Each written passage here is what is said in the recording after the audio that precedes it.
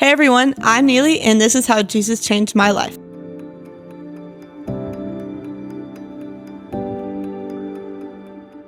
I always grew up in the church, but I never really knew what it meant to have a relationship with Jesus. I had what you might call a Sunday morning faith. I always attended church every Sunday, went to all the small groups, and even started leading a small group my senior year of high school. But I never realized the mask that I was wearing. I always knew of God, but I never had a relationship or knew him like I thought I did. Throughout high school, basketball was everything to me. It had become an idol. I couldn't imagine giving it up for anyone or anything. Basketball had become my God. I found my worth in this sport based on my performance. It was my source of peace and joy, but also my source of pain and suffering. If I had a good game, I was on top of the world and I loved myself. But if I had a bad game, I critiqued myself every single day until I got it right. But over the course of 5 years, I had 3 season-ending injuries, and the sport that had defined my worth for so long had been stripped away from me. Even though God had revealed himself to me in all of those moments, it wasn't until the last injury that I decided to look for him and surrender my life to him.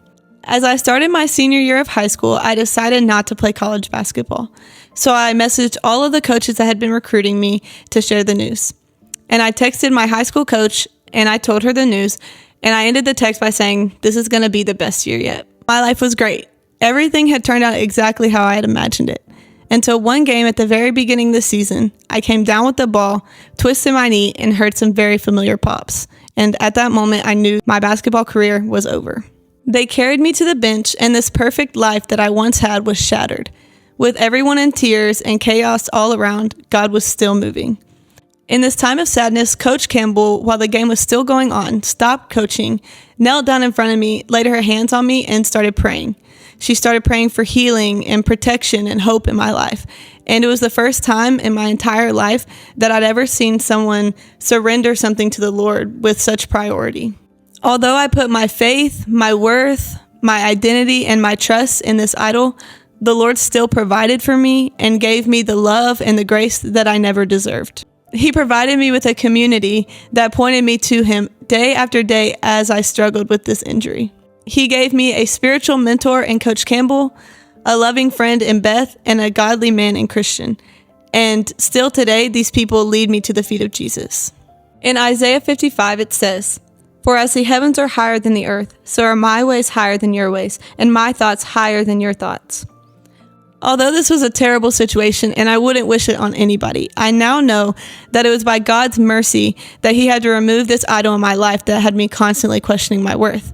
Now in the Lord, I have a new identity and a new purpose for the rest of my life that will never fail me. I lost my identity because I decided to put it in something that would never be consistent. But I found it when I decided to put it in the one that always will be.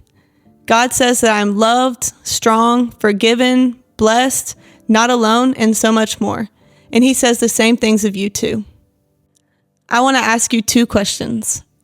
Are you housing your identity in anything of this world? And does your worth rely on a person, a job, a hobby, a sport, your grades, or anything that's not Jesus? And I want to leave you with 2 points. 1, your worth is constant in the Lord and him alone. Nothing in this world can fill the pieces of your heart that you are always seeking for. Only the Lord can do that. 2, the character of the people that you keep will be the taste of the fruit that you will bear. In 1 Corinthians 15:33, it says, "Do not be deceived. Bad company corrupts good character."